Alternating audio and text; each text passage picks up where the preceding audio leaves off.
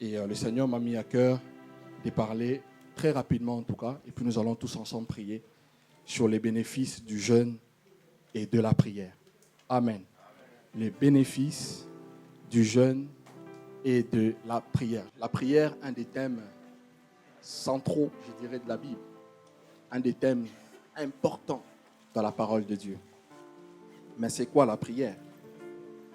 Je serai bref, ne vous inquiétez pas. J'ai défini la prière comme étant le moyen par lequel l'homme, ou encore l'esprit de l'homme, va rentrer en contact ou en communion avec Dieu. Amen. C'est le moyen par lequel l'homme que tu es, l'homme que je suis, ou encore mon esprit, va rentrer en contact avec Dieu. Donc nous comprenons par là que la prière est d'abord quelque chose de spirituel. Amen. La prière est quelque chose de spirituel parce que ça concerne l'esprit de l'homme et Dieu qui est esprit. Amen. La Bible nous dit dans le livre de Jean, chapitre 4, le verset 24, pour les lecteurs de la Bible, c'est un verset que nous connaissons par cœur. La Bible dit que Dieu est esprit et il faut que ceux qui l'adorent en esprit et en vérité. Amen. Nous rentrons en contact avec Dieu qui est un esprit. Nous rentrons en contact avec Dieu qui est invisible. Nous rentrons en contact avec un Dieu mystérieux. Mais nous rentrons également en contact avec un Dieu caché. Alléluia. Ah, vous me regardez comme ça, vous me faites peur un peu ce matin. Vous n'avez pas mangé? Ah oui, on va bientôt manger. Alléluia. Ça nous permet de rentrer en contact avec un Dieu spirituel, caché et invisible. C'est pour cela que nous avons besoin de la prière pour pouvoir communier avec le Seigneur. Jésus a dit, lorsque vous priez, dites donc, notre Père qui est aux cieux. Dieu qui est également notre Père. La prière est adressée à Dieu qui est au ciel. Alléluia. Deuxièmement, je vais définir la prière comme étant un moyen qui nous permet d'avoir une relation directe avec Dieu. Alléluia. La prière nous aide à avoir une relation directe avec Dieu. Non pas seulement elle nous aide à avoir une relation avec Dieu, elle nous aide également à maintenir cette relation avec le Seigneur de gloire. Et de la même manière, on ne peut pas apprendre à un enfant lorsqu'il naît à la maternité comment crier. C'est ainsi, on ne peut pas non plus apprendre à un vrai enfant de Dieu qui a connu véritablement la nouvelle naissance comment prier. Cela s'est fait naturellement. Comme un enfant sort du sein maternel et qui pousse un cri, personne ne l'apprend comment crier. Mais cet enfant crie naturellement. Ainsi, nous qui avons cru à la parole de Dieu, nous qui sommes nés de nouveau, personne non plus ne peut nous apprendre comment prier. Alléluia. Alléluia. Alléluia. L'apôtre Paul dira dans le livre de Romains au chapitre 8, à partir du verset 26 jusqu'au verset 27, si j'ai bonne mémoire, il dit, il ne nous convient pas, nous ne savons pas ce qu'il faut demander à Dieu dans nos prières. Mais le Saint-Esprit lui-même intercède en nous et par nous par des soupirs inexprimables. Et celui donc qui connaît, celui donc qui sonde le cœur et le rein, connaît quelle est la pensée de l'Esprit, parce que c'est selon Dieu qu'il intercède en faveur de saints. Romains chapitre 8, verset 26 au verset 27. La prière est donc quelque chose de spirituel, généré en nous par la puissance et par la personne de l'Esprit de Dieu. Si véritablement tu as connu la nouvelle naissance et que le Saint-Esprit vit en toi, ce n'est pas à nous de t'apprendre comment prier, mais c'est à l'Esprit qui vit en toi de t'apprendre comment parler à Dieu. Donc c'est là on comprend aussi que la prière, c'est un moyen par lequel nous rentrons non seulement en contact avec Dieu, mais c'est aussi un moyen par lequel nous parlons à Dieu. C'est pour cela que si tu veux voir Dieu dans ta vie, il faut que tu apprennes à lui parler. Et Dieu a établi la prière pour que chaque être humain puisse entrer en contact avec lui, puisque chaque être humain puisse parler avec lui. Alléluia. Jérémie nous dit, c'est un verset que beaucoup de lecteurs, tous les lecteurs de la Bible pratiquement connaissent, dans Jérémie 33. Invoque-moi donc, et je te répondrai. Je t'annoncerai de grandes choses, des choses cachées que tu ne connais pas. Comment Dieu peut-il te répondre si tu ne pries pas? Comment Dieu peut-il te répondre si tu ne lui parles pas? Amen. Amen. Les prières nous aident à établir une relation avec Dieu. Et deuxièmement, la prière nous aide aussi à maintenir cette relation. Parce qu'il en est une chose de rentrer en contact avec Dieu, mais il en est une autre de demeurer là où Dieu est. Et seule la prière t'aidera à demeurer là où Dieu est. Amen. Troisième définition que je donne rapidement de la prière, c'est que la prière est semblable à la respiration de l'âme. De la même manière que tu respires tous les jours pour vivre, ainsi, si tu veux avoir la vie de Dieu et continuer à vivre continuellement dans les choses de Dieu, tu dois prier. Oh, tu n'es pas d'accord, on dirait. La prière te dérange, on dirait. Il faut qu'on vérifie bien si tu es... Alléluia. Alléluia. La prière. La prière est une respiration de l'âme. De la même manière que tu respires tous les jours pour vivre, ainsi tu as besoin de la prière, mon frère et ma soeur, pour te maintenir dans les choses de Dieu, pour te maintenir dans la vie de Dieu. Tu as besoin de prier. Et c'est là que nous comprenons que la prière n'est pas seulement un temps que nous dédions à Dieu, comme celui-ci, où nous allons quitter nos maisons de 10h à 13h, nous allons adorer Dieu, nous allons servir Dieu. Nous comprenons que la prière sort du fait qu'il soit un temps, mais la prière va devenir aussi un état. C'est pour cela que l'apôtre Paul pourrait dire, priez sans cesse. Comment peux-tu prier en dormant? Comment peux-tu prier en étant en toilette? Excusez-moi. Comment peux-tu prier en étant dans la douche? Comment peux-tu prier tout le temps? La Bible dit, priez sans cesse. Parce que la prière devient un état. Alléluia. Alléluia. Ça veut dire que lorsque je dors, je peux donc prier. Parce que la prière est une communion permanente de mon esprit avec la personne de Dieu. Alléluia. Alléluia, alléluia. Je vais peut-être dire quelque chose qui va te choquer, mais c'est la vérité. De la même manière que lorsque nous constatons quelqu'un qui ne respire plus, on dit que cette personne est morte. Ainsi, une personne qui ne prie plus, c'est une personne qui est morte spirituellement. Ah, là j'ai choqué la conscience de quelqu'un. Maintenant je commence à monter. Je sens maintenant que l'onction de Dieu commence à descendre. Ah, de la même manière qu'un être humain qui respire de respirer, qui arrête de respirer, on dit de lui que la personne est morte. Ainsi celui qui ne prie pas est un homme mort, est une femme morte spirituellement. Donc nous comprenons que cela n'est pas le fait de venir à l'assemblée. On peut bien venir à l'assemblée, frère Sylvain, et servir le Seigneur et être un homme mort. Et c'est le cas malheureusement du temps dans lequel nous vivons. C'est l'état spirituel de l'église aujourd'hui. Nous paraissons beaux, nous paraissons belles. Cependant, il y a la mort qui sévit dans le pot. C'est comme l'église de Sardes. La Bible dit que cette église-là avait des œuvres. Elle paraissait vivante. Cependant, c'était une église morte. Et qu'est-ce qui a mal? La mort spirituelle, frère, c'est le péché. Je viens par là tirer un enseignement en disant que de la même manière que la prière nous approche de Dieu, la prière aussi nous éloigne du péché. Alléluia. De la même manière que la prière nous approche de Dieu, la prière nous éloigne aussi du péché. Je veux dire par là, celui qui est proche de Dieu est loin du péché. Mais celui qui est près, loin de Dieu, est proche du péché. C'est pour cela que tu comprends maintenant comment tu n'as pas la force de résister au mal. Tu comprends maintenant comment tu n'as pas la force de dire non à ces mal-là, ces péchés-là qui s'attachent à toi. Et c'est là que nous tirons un autre enseignement en disant que la prière amène la délivrance. Alléluia. Lorsque je parle de la délivrance, je parle de tout au fait. Je parle de la délivrance par rapport aux démons, mais une des délivrances terribles que nous devons tous subir, frère, c'est la délivrance par rapport à nous-mêmes. C'est la délivrance par rapport à notre propre caractère. C'est la délivrance par rapport au moi. Ça, aucun homme, même qu'il soit loin, il ne pourra jamais te délivrer si ce n'est Dieu lui-même. Christ a dit, vous connaîtrez la vérité et la vérité vous affranchira. Et si donc le Fils de l'homme, il dit si donc le Fils de l'homme, pas un pasteur, pas un apôtre, pas un prophète, mais si le Fils de l'homme vous affranchit, vous serez véritablement libre. Alléluia, alléluia. Alléluia, alléluia. C'est pour cela que tu as besoin de prier pour voir ta vie changer. Tu as besoin de prier pour voir ton être changer. Tu as besoin de prier pour que Dieu commence le processus de la délivrance de ton homme intérieur de toutes les scories. Vous êtes avec moi? Alléluia. Amen. La prière et l'absence de la prière, frère, c'est la mère de tous les péchés. Et tu remarqueras, si tu es véritablement un vrai enfant de Dieu et que tu te retrouves en ces lieux, les temps où tu pries beaucoup, c'est les moments où tu pêches moins. Ah, on ne me répond même pas. Je sais que je vais choquer la conscience de quelqu'un.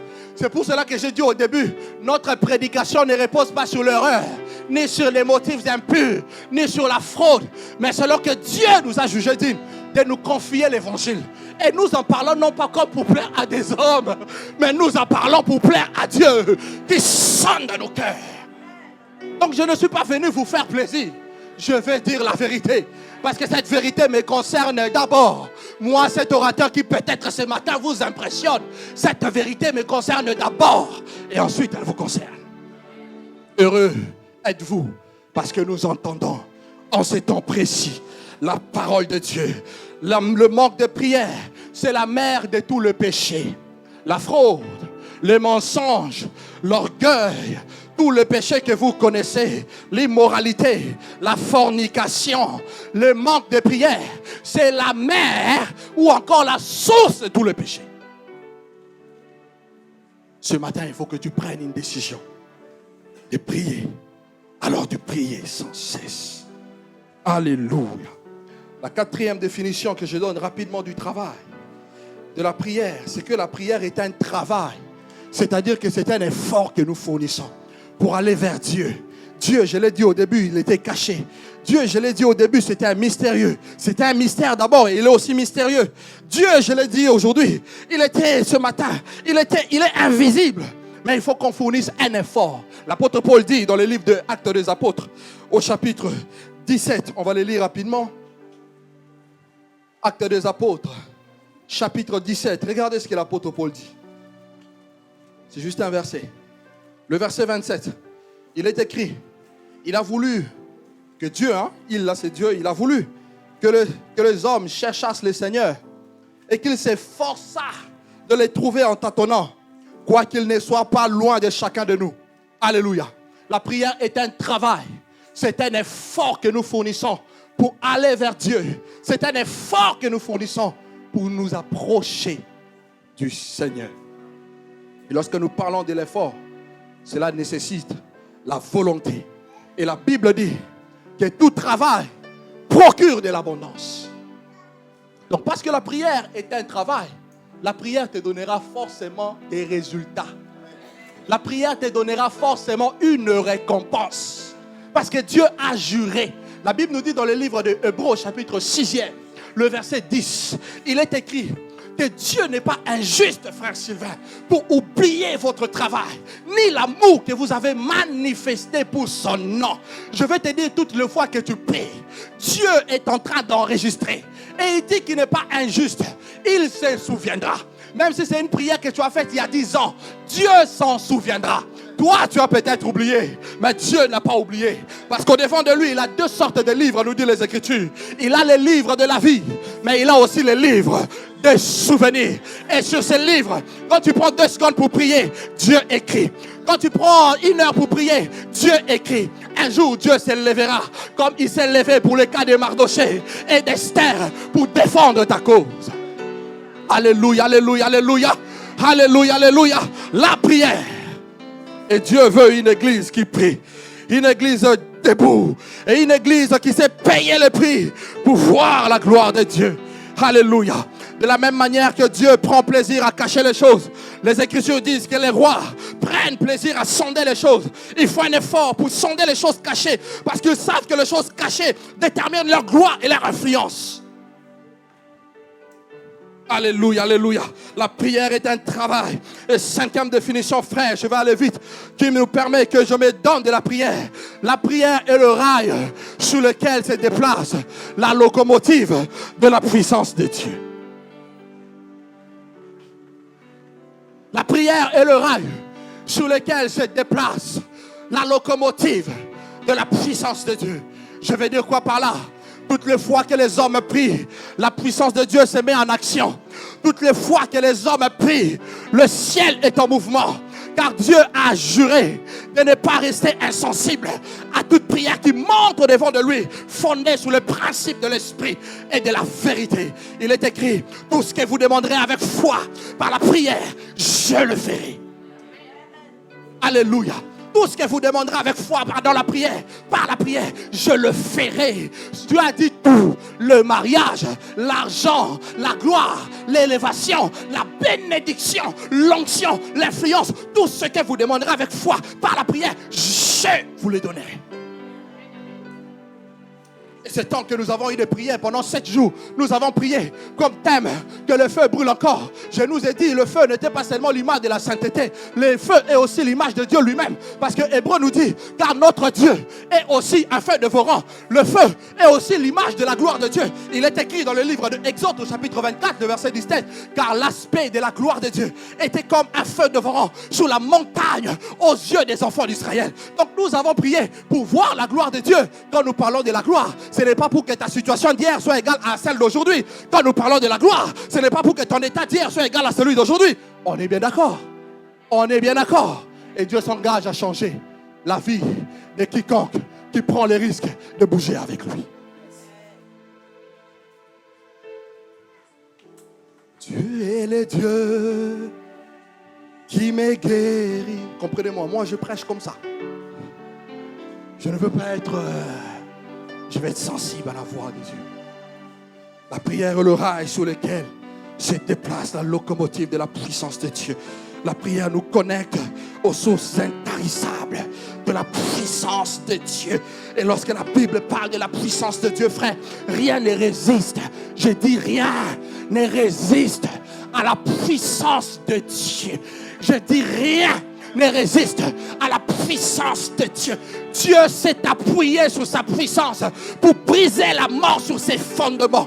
Il est écrit que Dieu a déployé toute sa puissance en ressuscitant Jésus-Christ d'entre les morts et en le faisant asseoir au-dessus de tout nom, au-dessus de toute dignité, au-dessus de toute autorité, au-dessus d'un frère, de toute puissance qui peut être nommée non seulement dans le siècle présent. Aïe aïe aïe, écoute la bonne nouvelle. Cette puissance peut être nommée non seulement dans le siècle présent, mais aussi dans les siècles à venir.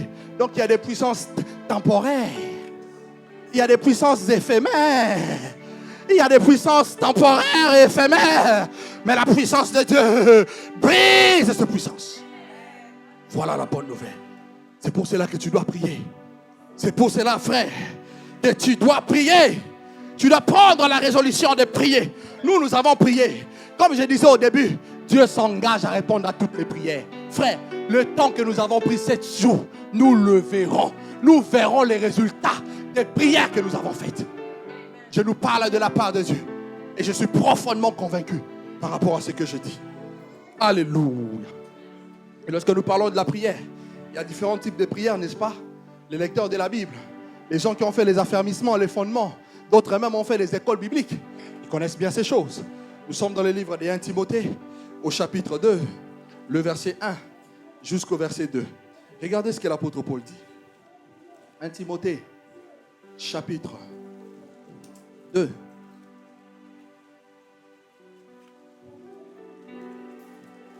Je n'essaierai pas loin. 1 Timothée, chapitre 2. Verset 1 au verset 2. Regardez ce qu'il est écrit. Je vous exhorte donc, avant toute chose, à faire des prières, à faire des supplications, à faire des requêtes, des actions de grâce pour tous les hommes, pour le roi et pour tous ceux qui sont élevés en dignité, afin que nous menions une vie paisible et tranquille, en toute piété et en toute honnêteté. Amen. Là, l'apôtre décrit un peu les différentes sortes de prières qui existent. Il y a les prières qu'on appelle les actions de grâce, où on remercie le Seigneur. La supplication, où on supplie le Seigneur pour que le Seigneur agisse. Il y a ce qu'on appelle l'adoration, où notre âme, où notre être exprime ce que Dieu est. Il y a ce qu'on appelle la louange, etc. Amen. Et là, au verset 2, c'est le verset qui m'intéresse. Il dit, la prière doit être faite en parlant principalement de l'intercession pour le roi et pour tous ceux qui sont en dignité, afin que nous menions une vie paisible et tranquille. Donc on voit que la prière amène aussi la paix. quand tu pries, tu n'auras pas de troubles par rapport aux factures impayées. On est en France, on va parler un peu. Amen. Quand tu pries, tu n'auras pas de troubles par rapport aux dettes qui ne sont pas payées. Quand tu pries, tu n'auras pas de troubles par rapport aux combats qui t'environnent. Quand tu pries, tu auras une vie paisible, nous dit la Bible, et tranquille, en toute piété et en toute honnêteté. Et Christ nous dit, pendant que vous devrez prier, les apôtres lui posent la question, Seigneur, apprends-nous à prier. Nous ne savons pas comment prier. La sœur Lydie l'a dit tout à l'heure, notre Père qui est aux cieux, que ton nom soit sanctifié, etc. Et il va plus loin en disant, lorsque vous priez, demandez, vous recevrez. Amen. Cherchez, vous trouverez. Frappez, et l'on vous l'ouvrira. Car quiconque demande, reçoit. Quiconque cherche, trouve. Et l'on ouvre la porte à celui qui frappe. Il va présenter la prière en forme de dimension, en forme d'échelle. Il dit, quand tu viens de te convertir, tu es comme un enfant. Papa, donne-moi.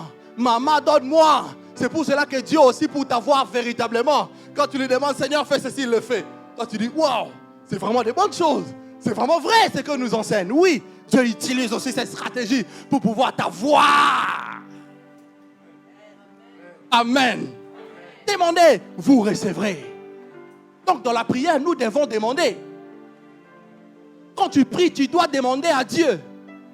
Si tu as besoin de l'intelligence, demande-lui de l'intelligence. Tu as besoin de la grâce, demande-lui la grâce. Tu as besoin de l'onction, demande-lui l'onction.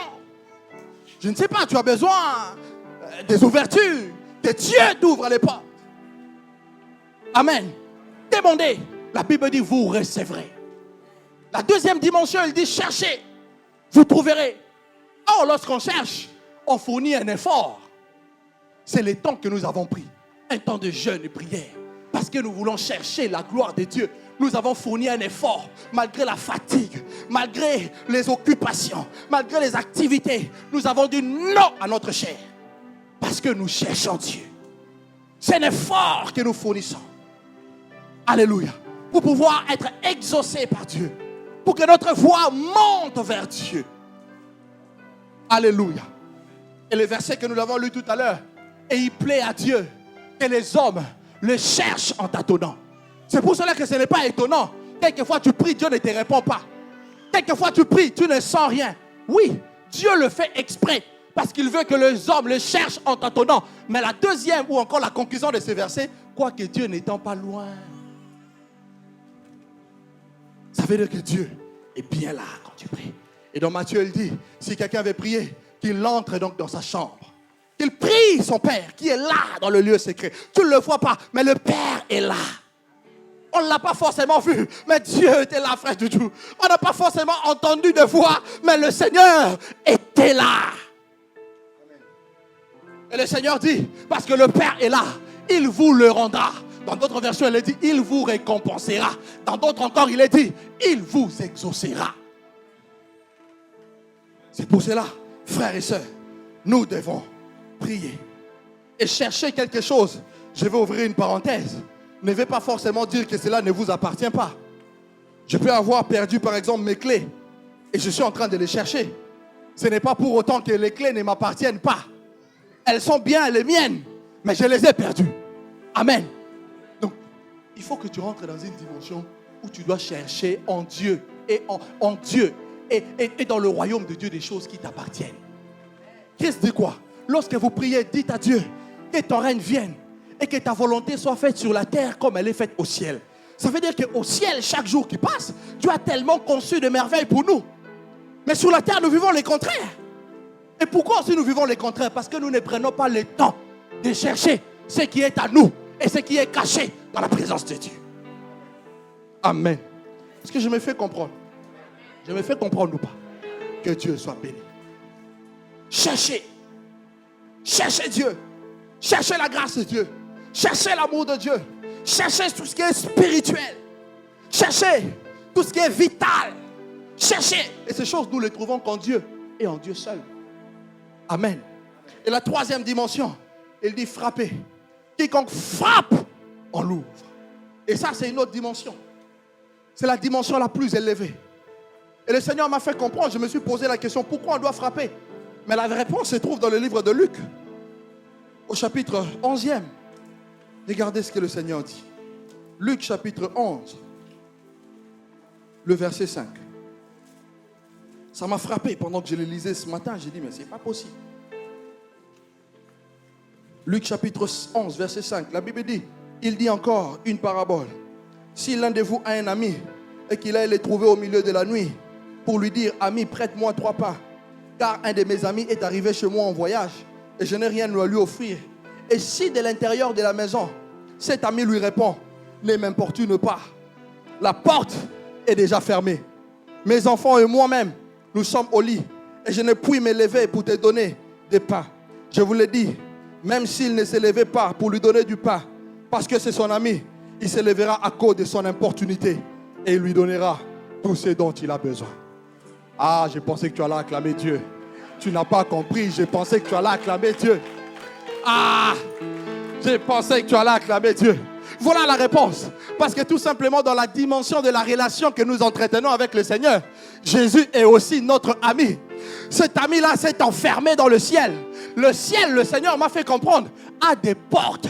Voilà pourquoi lorsque le Seigneur a rencontré Jacob, la Bible nous dit dans le livre de Genèse au chapitre 26, 28, Jacob va se réveiller, va avoir une grande vision. Dieu va lui parler. Je suis le Dieu de ton père, Abraham, Isaac, mais aussi le Dieu de ton grand-père Abraham. Je rendrai ta postérité, je te rendrai ton nom grand. Je multiplierai ta postérité. Je te bénirai. Et Jacob va se réveiller. Il va se dire, oh là là, cet endroit ici, c'est vraiment la maison de Dieu.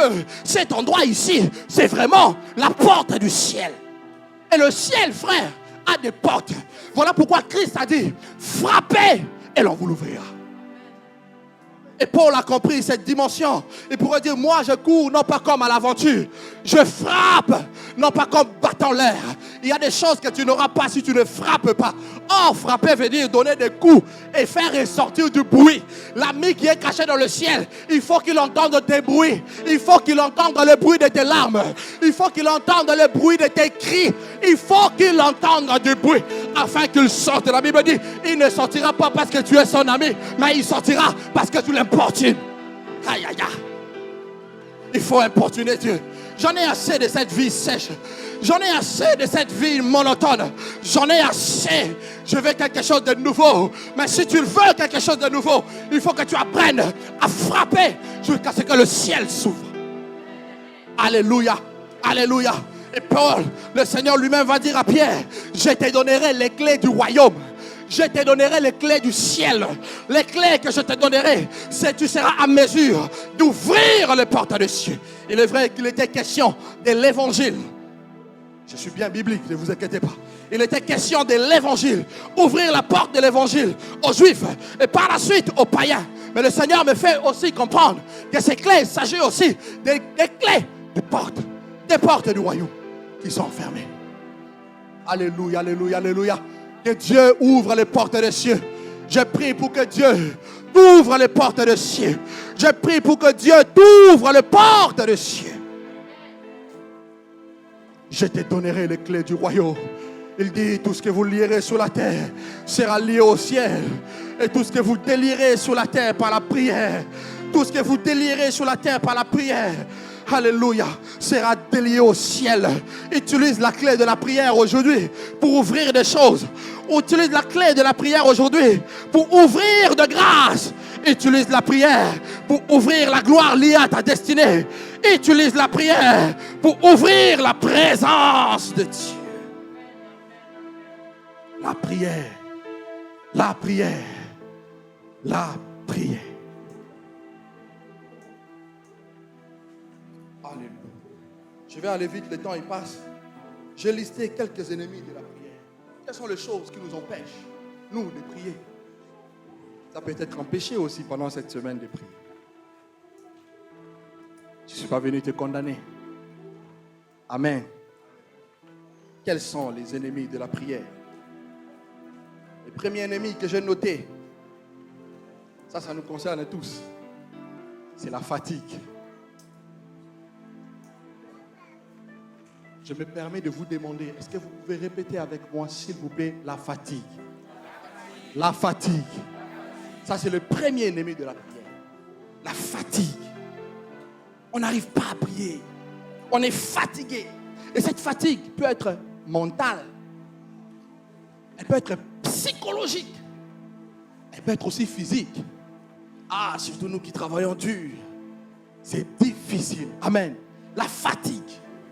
La fatigue est là. Ça t'empêche de prier. La fatigue est là. Ça t'empêche de rentrer en communion avec le Seigneur. Et la fatigue également est là. Ça t'empêche de prier continuellement pour un sujet. Tant que Dieu n'a pas encore répondu, on ne s'était pas. Amen. Tant que le Seigneur n'a pas encore donné une réponse à une requête, on ne se lâche pas. Donc la fatigue, tu peux bien commencer 1 mois, 2 mois, 3 mois, 1 an même pour un sujet. Mais parce que Dieu ne répond pas, voilà la fatigue qui arrive. Oh. Est-ce que maintenant, Dieu l'a même... Alléluia. La fatigue. Et pour vaincre la fatigue, tu as besoin de la prière. Voilà le mystère. Pour vaincre la fatigue, on a besoin de prier. La Bible dit, dans le livre d'Ésaïe au chapitre 40, à partir du verset 29, si j'ai bonne mémoire, que Dieu est celui qui renouvelle la force de celui qui est fatigué. Et lui redonne de la vigueur à ceux qui tombent en défaillance. Ça se trouve que pendant que tu étais en train de prier, la fatigue t'avait gagné. Ça se trouve que pendant que tu étais en train de prier, alléluia, tu es tombé en défaillance. Il y a un péché qui a eu le dessus sur toi et ça a brisé ton élan. Mais au travers de la prière, Dieu est capable de te redonner de nouveau la force pour prier. Dieu est capable de te remplir de vigueur pour que tu persévères jusqu'à ce que le ciel réponde. Amen. La fatigue. Et Christ dit, dans le livre de Matthieu, chapitre 26, le verset 40, il dit que la chair est donc faible. La chair est faible, mais l'Esprit de Dieu est disposé. La chair est faible et l'Esprit est disposé. Il dit priez, veillez et priez, car la chair elle est faible. Dans cette chair, il y a bien la faiblesse, il y a la fatigue, mais seule la prière nous donnera la force de surmonter la fatigue de la chair. Hier, on était ici, juste un témoignage pour la prière. Je peux vous dire la vérité. Avec tout ce qu'on a pu faire dans la semaine, je n'avais pas la force du tout. J'ai dit, Seigneur, aide-moi. Aide-moi. Et on a commencé la prière. On priait, on a commencé la prière. Tout d'un coup, j'ai une force venue du ciel. Et quand on a dit Amen, j'avais envie de continuer. Parce que Dieu m'avait donné la force. Amen. Amen. Deuxième ennemi que j'ai noté de la prière, c'est la distraction. La distraction. On est trop distrait. Voilà que tu veux prier. Voilà un ami qui t'appelle. Voilà que tu veux prier. Ah, tu mets en place un programme de prière. Ces jours-là, comme si maman s'était inspirée de l'école, de la cuisine pour faire des plats fabuleux. Et bizarrement, tu dis non, je jeûnerai encore dans une semaine. Il faut que je mange les plats que maman a préparés. Ça, c'est des ennemis de la prière. La distraction. Qu'est-ce que j'appelle la distraction? C'est l'incapacité de pouvoir se concentrer sur un but. En réalité, on ne peut pas prier pour prier. On prie pour un but. Quel est le but que tu veux atteindre au travers de ta prière? C'est pour cela que nous parlons de l'adoration, nous parlons de l'intercession, nous parlons des actions de grâce parce qu'il y a un but que nous recherchons au moyen de la prière. Alléluia. Et le diable, au travers de la distraction, nous empêche d'être concentrés vers le but. Nous empêche d'être concentrés vers la rémunération. Parce que c'est ce qui nous intéresse. Alors il va créer toutes sortes de distractions autour de nous. Voilà que tu veux prier, on va te rapporter une parole qu'un frère avait dite sur toi. Ça te brise, ça te dégoûte des choses de Dieu. Et le diable t'a eu. Amen. Amen. La distraction. Ça, c'est un des ennemis de la prière. Le troisième ennemi de la prière que j'ai noté, frère, c'est la hâte. On est tellement pressé de sortir même de là. Aussi vite rentrer dans la présence du Seigneur, aussi vite on est pressé de quitter cette présence. Mais Dieu n'a rien dit. Dieu n'a rien fait. Où veux-tu aller? La hâte. On est pressé de quitter la présence de Dieu. On est pressé. On n'a pas encore obtenu le but. On n'a pas encore obtenu ce pourquoi nous nous concentrons pour prier. Mais on est pressé de quitter la présence de Dieu. Quatrième ennemi que j'ai noté, c'est le découragement. Équipe de protocole, si vous pouvez nous aider, s'il vous plaît. C'est le découragement. Voilà que tu veux prier. Tu es découragé. Tu perds la force. Tu perds le courage. Le découragement, ça t'empêche d'avoir une vie de prière stable, solide et fervente. Amen. Et par rapport au découragement, Dieu dit à Josué une chose. Nous sommes dans le livre de Josué, chapitre 1, le verset 7. Regardez ce que le Seigneur dit à Josué. On va les lire. Josué, chapitre 1.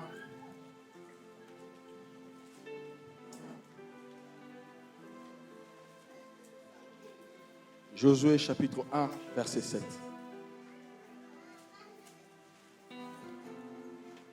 Fortifie-toi seulement et aie donc du courage en agissant fidèlement selon la loi que Moïse, mon serviteur, t'a prescrite. Ne t'en détourne ni à droite ni à gauche afin de réussir dans tout ce que tu entreprendras. Et qu'est-ce qui souvent génère le découragement? C'est parce qu'on a les yeux rivés sur ce qui se passe à gauche et à droite. Amen. On a les yeux fixés vers ce qui se passe à gauche et à droite.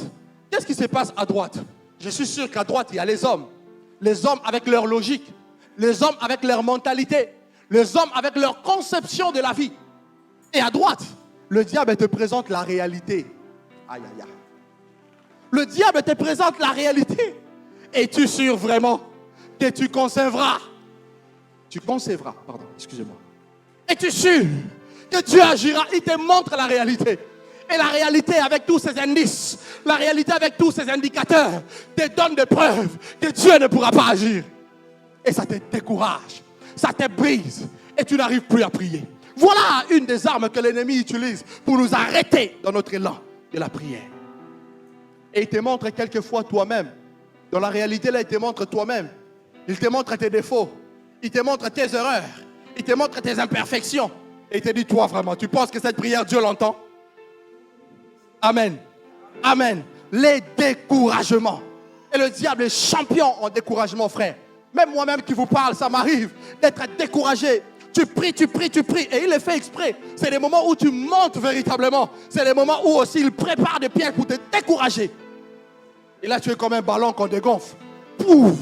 Tout le feu cumulé pendant 2, 3, 4 mois, 5 ans. Tout le feu part. Parce que tu as été découragé. Et Dieu ne veut pas que nous soyons une église découragée. La Bible dit, nous ne perdons pas courage. Même lorsque notre homme extérieur est en train de se détruire. Notre homme intérieur, au travers de la prière, se renouvelle chaque jour. Alléluia, alléluia. Et le cinquième ennemi que j'ai noté, frère, c'est la paresse. Je disais que la prière était un travail. Alors si la paresse est définie par la répugnance à l'action, la paresse est définie par le dégoût de l'action ou encore le goût à l'inactivité. Tu ne veux pas prier. La prière, c'est un travail. Il faut travailler, frère, pour voir les résultats. Il faut fournir un effort. Tu as prié 30 minutes, rien ne s'est passé. Pourquoi es-tu pressé de quitter la présence de Dieu? Il faut fournir un effort. Et la paresse, ça t'empêche, frère et sœurs, de payer le Seigneur.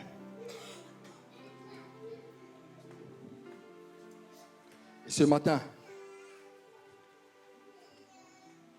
dis à Dieu de briser tous ces ennemis qui t'empêchent de vivre une relation fluide et stable avec lui. S'il y a la paresse, que Dieu l'enlève. Si il y a le découragement qui t'a gagné, qui t'a rempli ton cœur en ces jours ici, que Dieu, au travers de son onction, au travers de sa puissance, vienne le briser au nom de Jésus-Christ. Que Dieu te libère de cet esprit de vagabondage des pensées. Toutes les fois que tu te mets à prier, tu n'es pas concentré, tu es tellement distrait, tu penses à 10 000 choses au lieu d'avoir les yeux fixés vers Dieu et sur la rémunération. Que Dieu te délivre de ces choses. dans le nom de Jésus de Nazareth. Telle est ma prière, Seigneur. Et quelles sont les conditions que nous devons remplir pour que notre prière soit exaucée? Parce que nous ne voulons pas seulement prier pour montrer aux hommes que nous prions. Nous ne voulons pas seulement prier pour montrer à notre corps que nous prions. Nous ne voulons pas seulement prier pour soulager notre conscience. Quand tu arrives en ce lieu, quelle est ta motivation? Quand tu te fermes chez toi dans la chambre, quelle est ta motivation? Quand tu établis un temps de prière, un temps de jeûne, quelle est ta motivation? Si Dieu n'agit pas, comme je le disais l'autre fois en parlant de la foi de Thomas, frère, si Dieu n'agit pas, on aura du mal quelquefois à croire au Dieu en qui nous avons cru. Il faut que Dieu agisse. Et pour que Dieu agisse, tu as besoin de le voir. Tu as besoin d'établir ces temps, ces moments de prière pour entrer là où Dieu est. En réalité, je veux dire par là que tu recherches le résultat lorsque tu te mets à prier. Mais quelles sont les conditions que nous devons remplir, frères et sœurs, pour que Dieu nous exauce?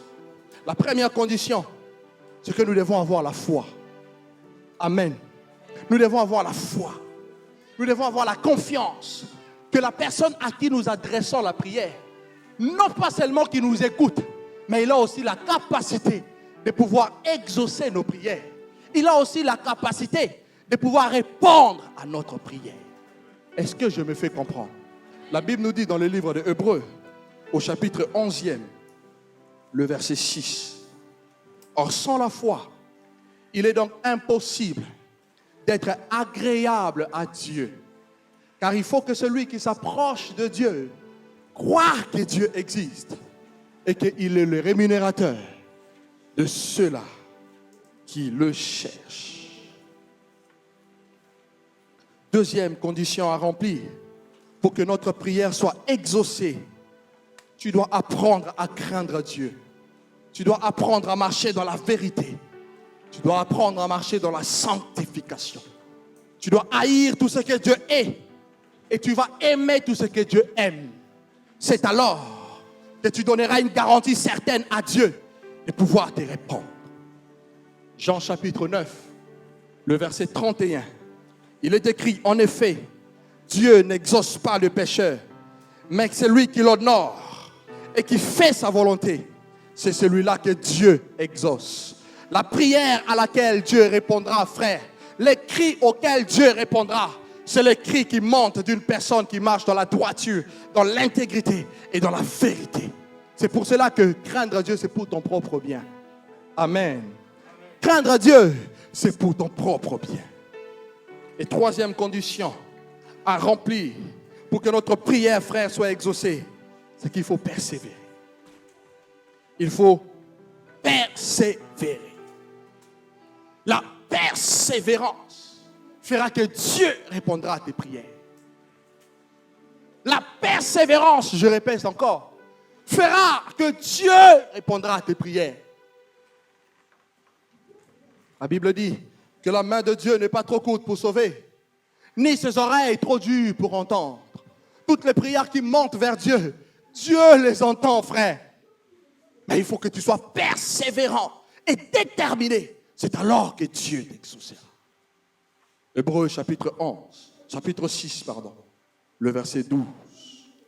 Regardez ce qu'il est écrit. Hébreux chapitre 6, le verset 12. Je vais prendre le verset 11, si vous le voulez bien. L'apôtre dit, nous désirons que chacun de vous montre le même zèle pour conserver jusqu'à la fin une pleine espérance, en sorte que vous ne vous relâchez point et que vous imitiez ceux qui, par la foi et par la persévérance, héritent les promesses. Dieu nous a donné des promesses illimitées dans la Bible. Dans la Bible, nous retrouvons des promesses, des promesses, des promesses et des promesses. Tu n'as pas besoin d'une prophétie particulière pour savoir que Dieu te connaît et qu'il t'a promis des choses. La Bible est la prophétie par excellence. Amen. Mais pour hériter ces promesses, frère, tu dois avoir la foi, comme je le disais, et tu dois persévérer dans la prière. Voilà les conditions que Dieu se donne pour exaucer toute prière qui monte vers lui. Alors, quels sont les bénéfices de la prière? On a prié pendant 7 jours. Et en sortant de ces lieux, nous allons continuer encore à prier jusqu'à ce que le ciel s'ouvre. Jusqu'à ce que le ciel s'ouvre. Le premier bénéfice, je dirais, c'est que la prière nous approche de Dieu. La prière nous approche du divin et la prière nous approche du spirituel. Plus tu pries, Dieu fait de toi un homme spirituel. Plus tu pries, Dieu fait de toi un homme spirituel. Et tu t'approches du divin. Tu t'approches de Dieu. Il est écrit dans le livre de Jacques au chapitre 4, le verset 8. Approchez-vous donc de Dieu et Dieu s'approchera de vous. Dieu s'approchera de vous. Les soucis majeurs de Dieu, c'est que Dieu veut s'identifier aux hommes. Il ne veut pas seulement être le Dieu d'Abraham. Il ne veut pas seulement être le Dieu d'Isaac ou encore le Dieu de Moïse. Pourquoi? Parce que ses hommes frères sont morts. Et la Bible dit que Dieu n'est pas le Dieu des morts, mais il est le Dieu des vivants. Parce que tu vis, Dieu veut s'identifier à ta vie et s'identifier à ta personne. Voilà pourquoi Dieu veut s'approcher de toi. Mais toi-même, tu mets une barrière pour que Dieu ne vienne pas. Lorsque nous prions, nous nous approchons de Dieu. Et Dieu s'approche également de nous. C'est une richesse, frère. Manque tout dans ce monde, mais ne manque pas Dieu. Aie tout dans ce monde, frère, mais ne manque pas Dieu. La Bible dit que sert-il à un homme de gagner le monde entier s'il pourrait perdre son âme? Comment un homme peut-il perdre son âme? En réalité, l'homme a perdu le trésor de son âme, qui est Dieu, la source de la vie. Et Dieu, la Bible dit, malheur, mon peuple a connu un double péché. Ce peuple a abandonné l'Éternel, qui est la source d'eau vive. Frère, nous avons besoin de Dieu. Dans ce temps dans lequel nous vivons, dans ce temps de peste, ténèbres, dans ce temps où la séduction bat son plein, nous avons besoin de Dieu. Alléluia. Alléluia, alléluia. La chose qui te qualifiera le jour où tu rendras l'âme, frère, ce n'est pas les millions que tu auras dans ton compte. Ce n'est pas tout ce que tu auras accompli comme action dans ce monde.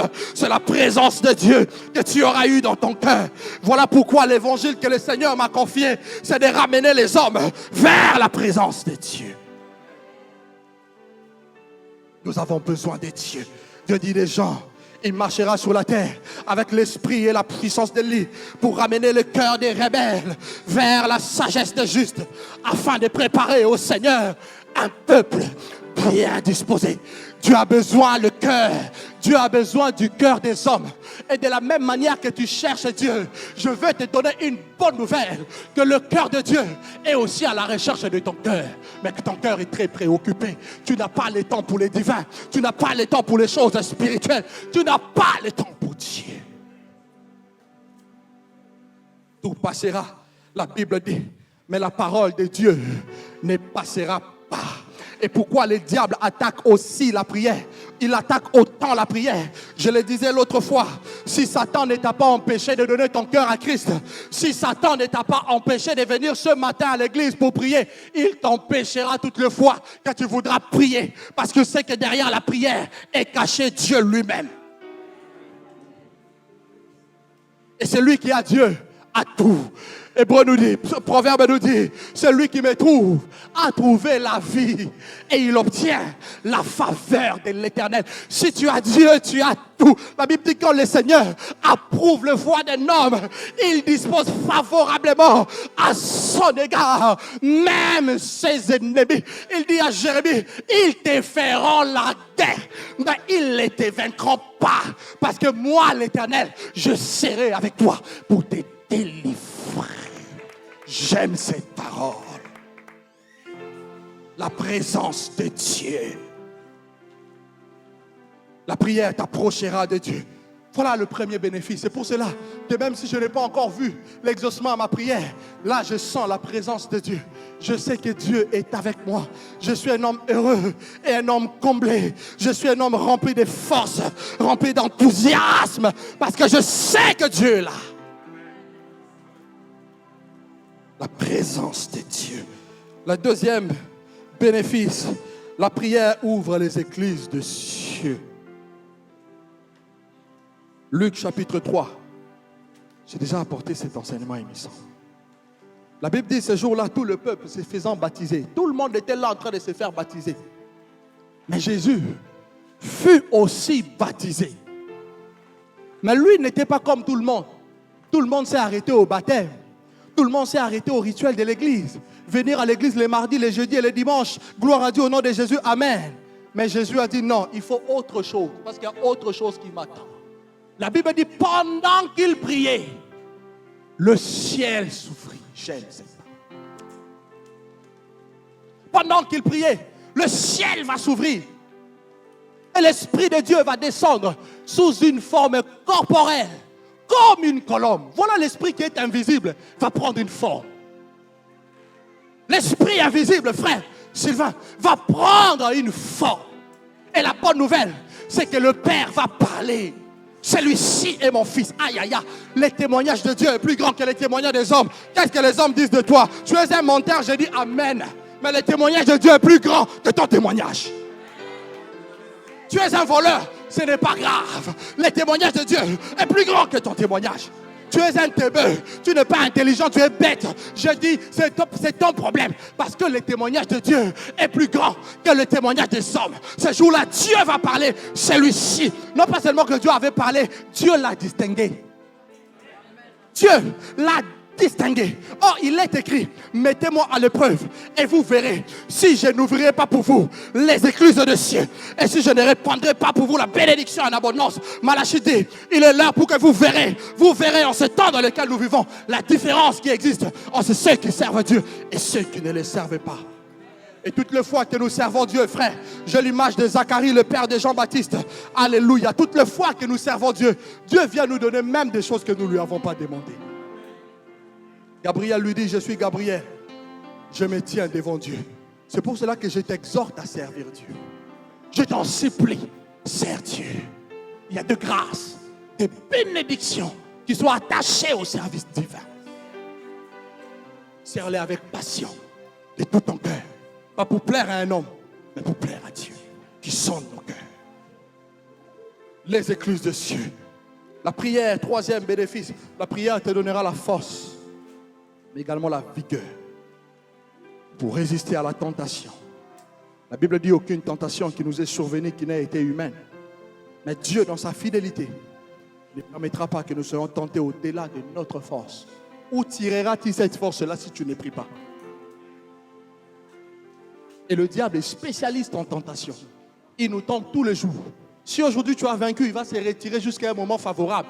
Il mettra une autre tentation. Le but, c'est de t'arrêter. Par la prière, tu auras la force d'échapper à la tentation. Christ a dit, lorsque vous priez, dites à Dieu, oui, ne nous induis pas en tentation, mais délivre-nous du malin, car c'est à toi qu'appartient dans tout le siècle le règne, la puissance et la gloire. Il n'y a que Dieu qui a la force de délivrer les hommes de la tentation. Voilà pourquoi tu dois prier. La prière augmente la foi. La prière te donnera la foi. Tu ne regarderas plus au problème. Je nous dis la vérité, je ne vous mens pas. Ce que je dis, c'est ma vie. Des moments où je prie moins, je n'ai pas la foi. Des moments où je prie moins, je suis perturbé par les événements. Mais quand je prie, le Seigneur élève mon esprit pour voir des problèmes comme les l'aigle. Vous savez comment l'aigle voit? Tout est en bas. Et le Seigneur ouvre tes yeux pour voir sa puissance. Quand tu prieras, Dieu élèvera ton esprit comme un aigle. Et tu regarderas le problème et tu vas les minimiser. Telle que soit sa taille, telle que soit sa force. C'est pour cela qu'il a dit, qui es-tu donc? Grande montagne, devant Zorobabel, Dieu t'aplanira. Car ce n'est ni par la force, ni par la puissance, mais c'est par mon esprit, dit le Seigneur. La prière te donnera la foi, frère. Et voilà que Christ descend de la montagne.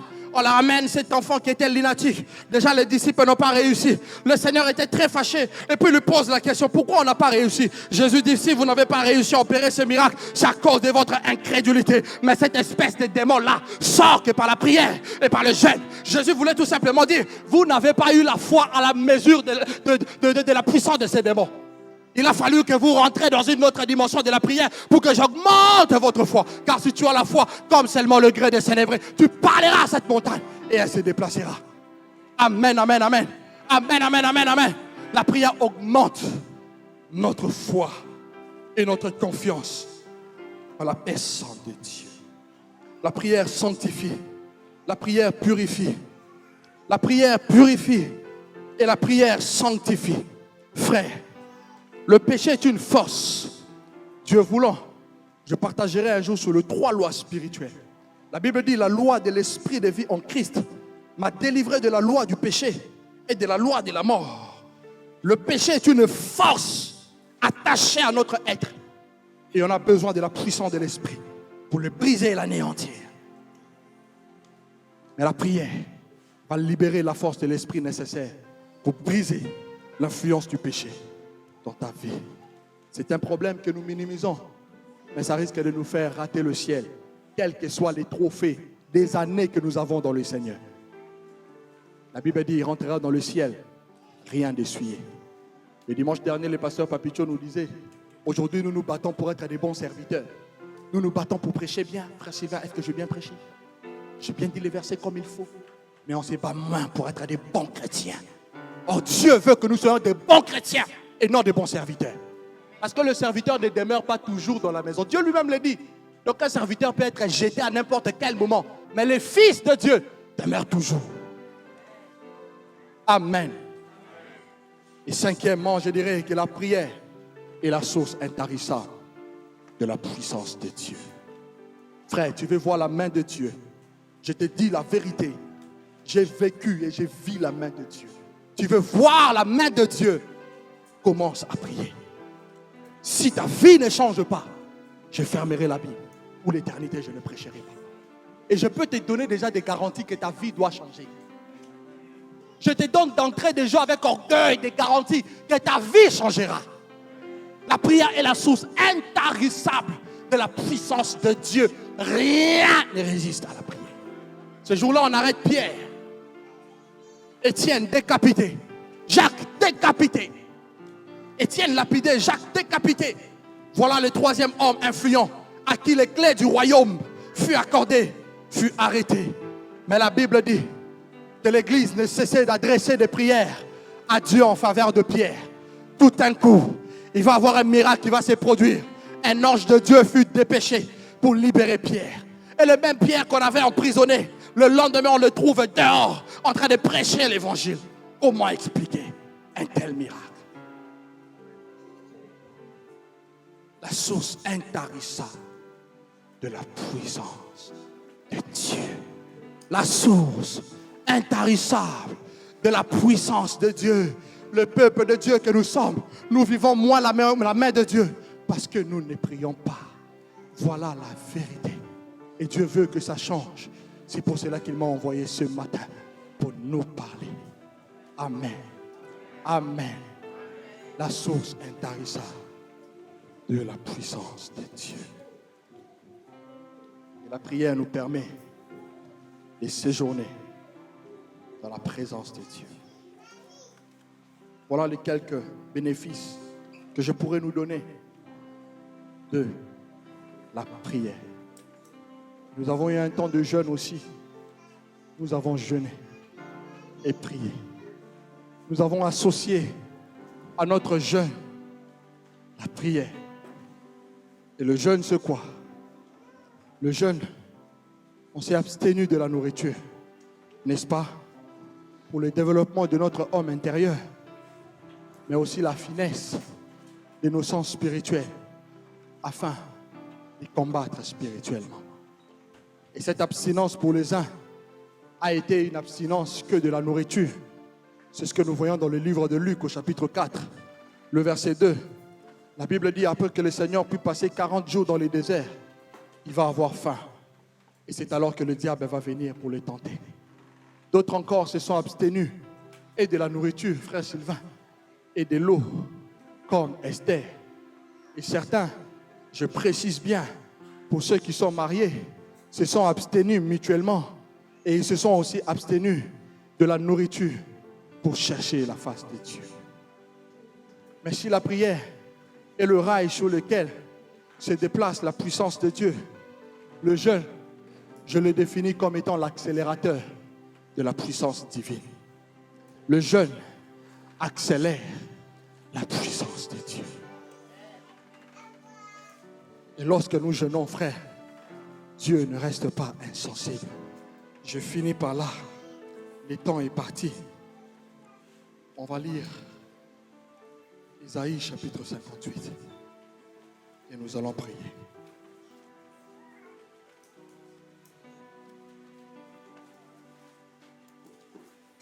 Isaïe chapitre 58 et nous allons prier.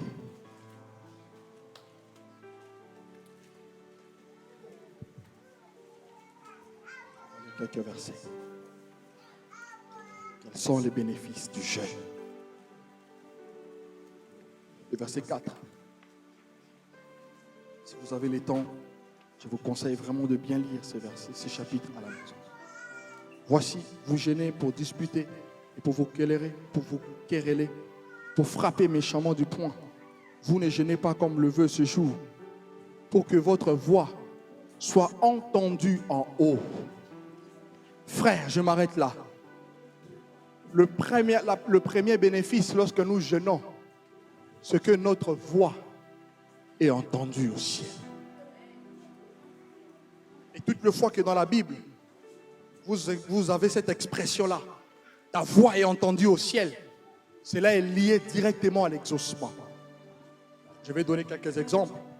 Vous lirez la Bible, vous allez voir que ce que j'ai dit est vrai. La Bible nous parle dans le livre de Genèse au chapitre 21 d'Ismaël et d'Agar, sa mère. Ils ont été chassés de la famille d'Abraham. Parce que, voilà, il y a une histoire, Abraham était parti avec l'esclave, Agar. Ils vont se retrouver dans le désert, sans eau, sans rien. Et Agar va se mettre à pleurer, parce qu'elle voyait la mort. Elle pleurait, elle criait. Et le verset 17, c'est le verset qui a attiré mon attention. La Bible dit que le Seigneur va entendre la voix de l'enfant. Et quand le Seigneur a entendu la voix de l'enfant, qu'est-ce qui s'est passé? L'ange de l'Éternel arriva et dit à Agar, Agar, pourquoi tu pleures? Regarde, il y a de l'eau à côté. Agar était pendant tout ce temps en train de pleurer. Et pourtant, Dieu, qui est la source de la provision, était bien là. Mais il a fallu que la voix de l'enfant soit entendue vers Dieu pour que le miracle se produise. Vous avez également cette histoire avec Élie chez la femme, la veuve de Sarepta. La femme, le fils de la veuve va mourir. Et Élie qui va prendre cet enfant, il va prier pour cet enfant. La Bible dit que Élie va prier, va crier à Dieu. Seigneur, pourquoi veux-tu permettre le malheur dans la maison de cette femme qui m'a reçu comme un hôte?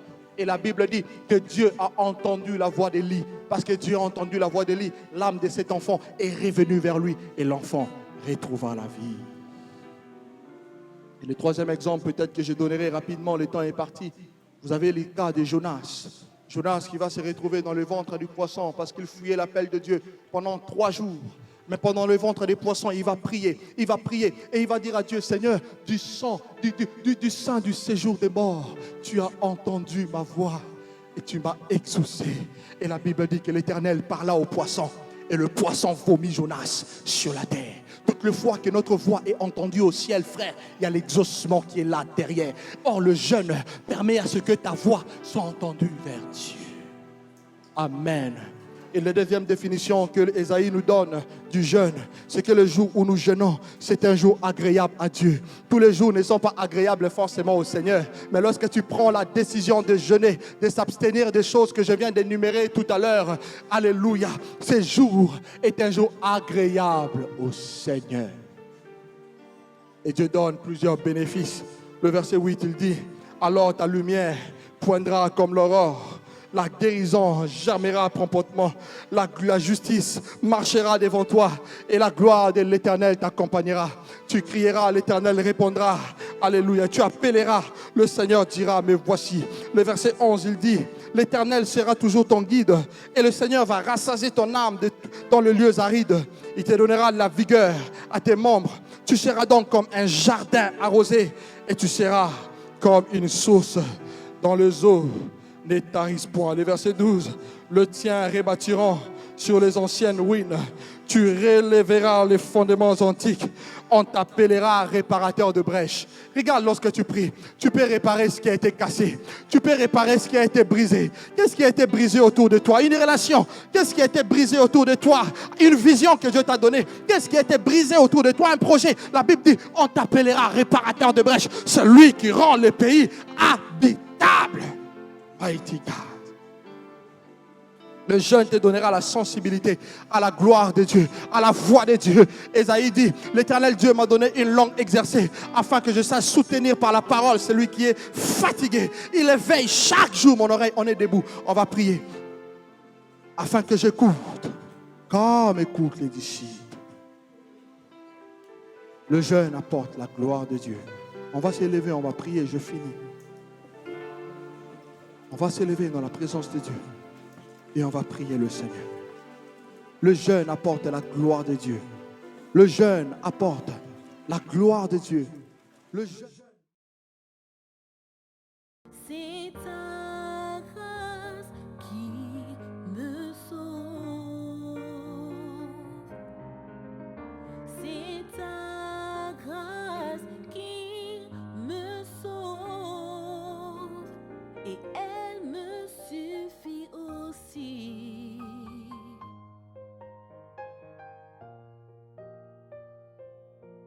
Si j'avais été autant de pas, Jésus, aurais-je été indulgent devant la foi des tiens? Ne l'aurais-je pas lapidé comme les autres? Je ne sais pas. Si j'avais été Étienne devant la mort, t'aurais-je regardé pareil, Jésus, mon Dieu, mon roi?